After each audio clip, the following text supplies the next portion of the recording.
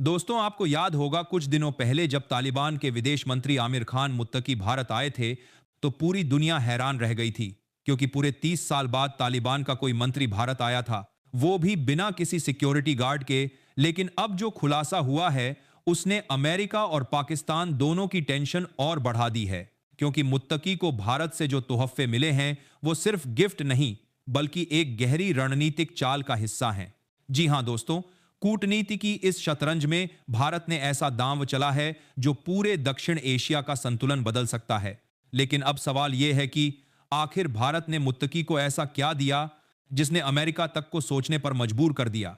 लेकिन दोस्तों, मैंने आज तक आपको लाइक सब्सक्राइब करने के लिए नहीं बोला है, क्योंकि मुझे पता है अगर मेरी बातों में सच्चाई होगी तो लोग खुद मेरी वीडियो को लाइक करेंगे। लेकिन आज पहली बार आपसे विनम्र निवेदन है, यदि आपको हमारी ये वीडियो अच्छी लग रही है तो वीडियो को लाइक करके चैनल को सब्सक्राइब कर लीजिए। सबसे पहले आपको बता दें, मुत्तकी की भारत यात्रा केवल औपचारिक मुलाकात नहीं थी। दिल्ली में उनका स्वागत जिस तरह से हुआ, वो किसी आम राजनयिक के लिए नहीं होता। विदेश मंत्रालय के अफसरों ने न केवल उन्हें राजनयिक सुरक्षा प्रोटोकॉल दिया, बल्कि भारत ने उन्हें कुछ विशेष तोहफे भी सौंपे, जिनका हर एक मतलब गहराई में छिपा है। सबसे पहला तोहफा था काबुल में भारतीय सहायता से बने संसद भवन का पुनर्निर्माण पैकेज। भारत ने मुत्तकी को भरोसा दिलाया कि संसद भवन की मरम्मत और उसके रखरखाव का खर्च भारत उठाएगा। यह सिर्फ भवन की मरम्मत नहीं, बल्कि अफगानिस्तान में भारतीय मौजूदगी का प्रतीक है। संदेश साफ है, भारत वापस लौट रहा है अफगानिस्तान की राजनीति में। दूसरा तोहफा था मानवीय सहायता का नया पैकेज।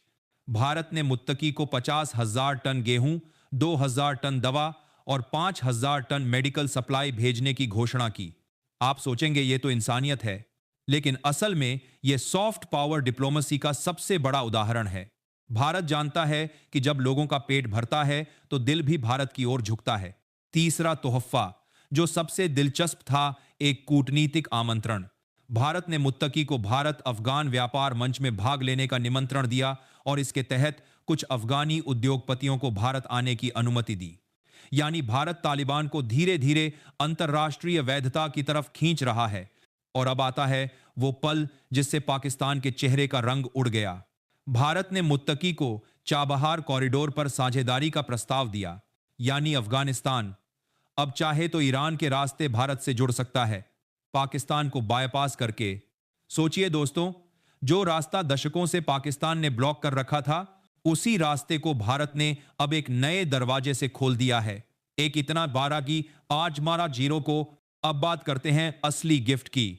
मुत्तकी को भारत ने भरोसे और सम्मान का वो एहसास दिया है जो आज तक किसी देश ने तालिबान को नहीं दिया था। ना अमेरिका ने, ना चीन ने, ना रूस ने। भारत ने उन्हें बताया, हम बात करने से डरते नहीं, हम भरोसा देकर जीतते हैं। इस पूरे दौरे में मुत्तकी को एक सांकेतिक मूर्ति भी भेंट की गई, जो अशोक स्तंभ के रूप में शांति, शक्ति और संयम का प्रतीक है। यानी भारत ने एक संदेश भेजा, हम युद्ध नहीं चाहते, लेकिन यदि चुनौती मिली तो जवाब शांति से नहीं, रणनीति से देंगे।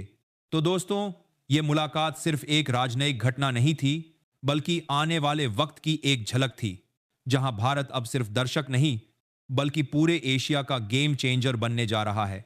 पाकिस्तान के लिए यह सबसे बड़ा झटका है और अमेरिका के लिए एक चेतावनी, क्योंकि मुत्तकी भारत से जो लेकर गए हैं वो सिर्फ तोहफे नहीं, वो हैं संदेश कि भारत अब नई विश्व राजनीति की दिशा तय करेगा। दोस्तों, यह बदलाव केवल कार्यक्रमों का नहीं है, ये संकेत हैं कि खेल अभी और गहरा होना बाकी है। भारत ने जितने तोहफे दिए, गेहूं, दवा, काबुल संसद भवन, चाबहार प्रस्ताव, सहयोग का निमंत्रण, वे सब एक आधार तैयार कर रहे हैं, जहां भारत अब तालिबान के प्रति नई शर्तों वाली साझेदारी की बात कर रहा है। लेकिन अब सवाल यह है, क्या मुत्तकी इन संकेतों को स्वीकार करेगा? क्या अफगानिस्तान में भारत की वापसी सफल होगी या विरोधी शक्तियों की बाधाओं से धक्का खाएगी? पाकिस्तान की हालत क्या होगी जब ये गिफ्ट, ये रिश्ते अफगान जमीन पर भारत की जमीन बनाए? और अमेरिका वो कैसे प्रतिक्रिया देगा जब वही व्यक्ति जिस पर उसने बैन लगाया था भारत के साथ संवाद कर रहा है? कहानी अभी खत्म नहीं है, ये सिर्फ शुरुआत है। और उन गिफ्ट्स के पीछे छुपी राजनीति, वे संकेत जो मुत्तकी लेकर लौटेंगे, ये भविष्य तय करेंगे।